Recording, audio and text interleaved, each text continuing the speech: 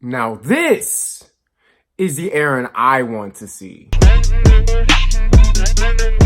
Hey, whoa. Hey y'all, it's Deuce, and welcome to the After Show, where after the show, we talk about it.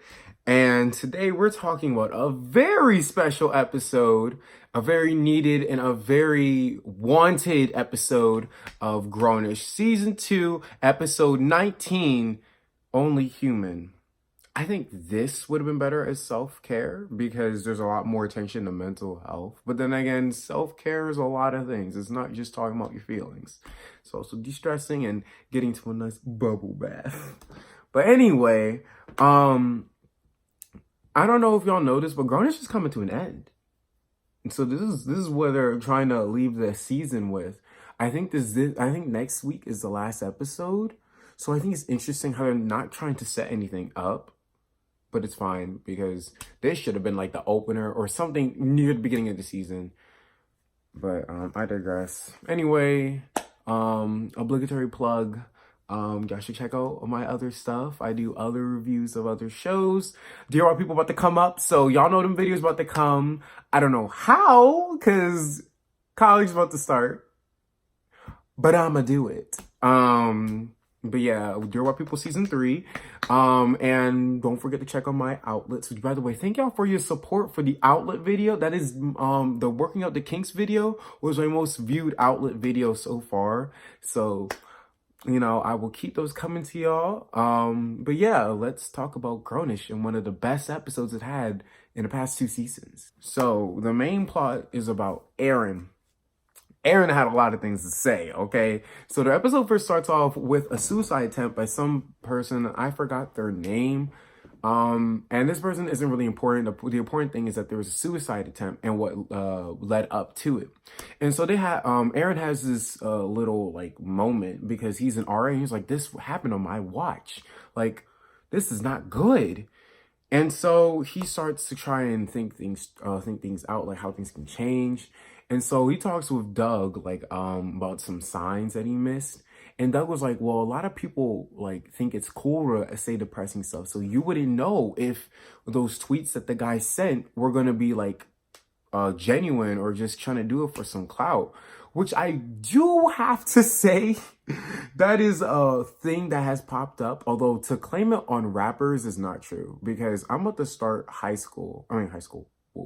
college. I'm gonna start college, hashtag class of 2023. But people had this behavior in middle school. All the rappers they list then were not popular in 6th grade. Not in 6th grade, not in 2012. So I don't know what made this popular, but it's not the rappers. I will say that whoever wrote this episode, they did a lot of things right. That wasn't one of them. They did something else wrong, but we're gonna get into that later. But yeah, so Aaron's trying to figure out what he can do to increase student morale and just make students feel better about themselves. So they don't want to do suicide attempts. So he has like this little town hall meeting, but under the guise that there'd be like fried shrimp. I think it was fried shrimp. And it turns out that was a lie, which I think it would have worked better if you did the fried shrimp. I know that was just a ruse so people would just come. But if you had fried shrimp and people talk about their feelings, it probably would have worked way better. And you would have had a lot less opposition. So yeah, they start talking. Which, by the way, DC Youngfly is back in this episode. So is he like a recurring character? Speaking of recurring characters, shout out to Jordyn Woods for securing a permanent spot in season 3. Because if you liked her this episode, that was the girl, that was the new girl who was talking about how she felt stressed and stuff.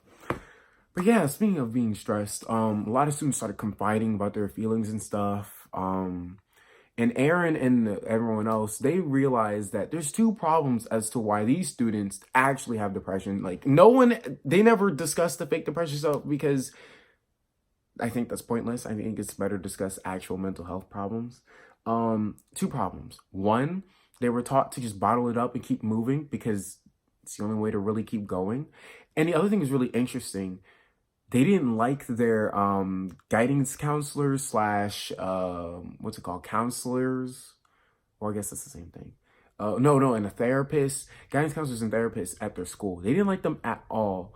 And a huge factor besides them, it takes a while for you to actually see the therapist, and it's like short sessions, is that none of them are black.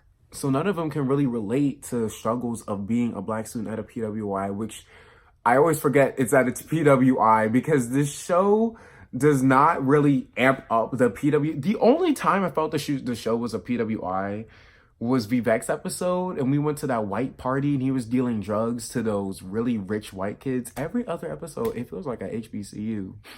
And Nomi's a minority. But anyway, yeah, so Aaron goes to Dean Charlie, right? Yeah, Charlie, that's his name.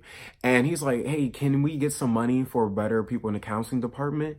Can we at least get black therapists and stuff? And he's like, there's no money. Now, Aaron, I'm gonna need this on a shirt.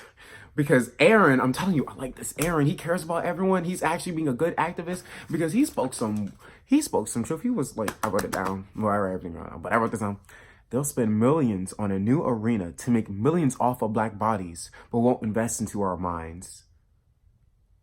Period. So the episode ends with Aaron trying to start a fundraiser for black mental health, which is really cool. And I'm really upset this wasn't like a focus on the season. It was just like stupid Aaron and Anna stuff. And when I say season, I mean, like, I'm realizing this summer, this half of the season did not have bops. Okay, most of the episodes weren't good. I could probably go over the other stuff from the beginning of the season and be like, oh, this was good or not good. But I know the summer episodes were not that good. But if we have more episodes like this, or if they like this was the beginning of the season, and we could see like throughout the season Aaron trying to work, trying to fundraise, because if I don't get an answer about his fundraising as quick as we get Zoe's answer for her major, I'm gonna be upset. And it shows how much y'all care. But anyway, that's a great segue. Let's talk about Zoe's plot this episode. So earlier, Doug and Aaron were talking about how people inappropriately use the word depressed, and then in the next scene, to be a foil, Zoe is like, oh, I'm so depressed. And it works. And it is actually interesting because while something bad did happen to her, she is overreacting. So she applied for the fashion major and she didn't get it because valid reasons. She said it's like seriously that, and she was like, it's not fair. I want academic probation and I'm missing some credits. And it's not fair. And girl, those are valid reasons why you don't deserve to get the major.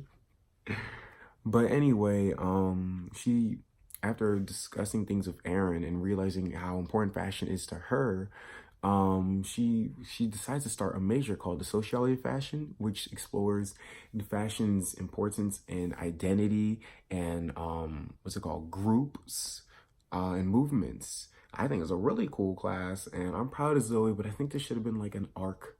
Shouldn't have just been one episode. It should have been like multiple episodes, if not the entire season. But yeah, I'm proud of Zoe for the growth. And I just can't wait to see more. I'm interested to see what they're going to do with this, but I think this is going to be like I said, last episodes are coming up. So I don't really know what the direction is going to be with this, but, interested to see where it goes. With all that being said, I think this is one of the best episodes of season 1, part 1 of part 2, season 2, and part 2 of season 2. And, it just gave me what I needed. And they had that little hotline at the end, which I think was a great ending. But yeah, I'm really interested how they're gonna start closing things off, because I think in the last episode, if it's not next week, it's the week after. So we'll see how Garnish does this. But until then, thank y'all so much for watching.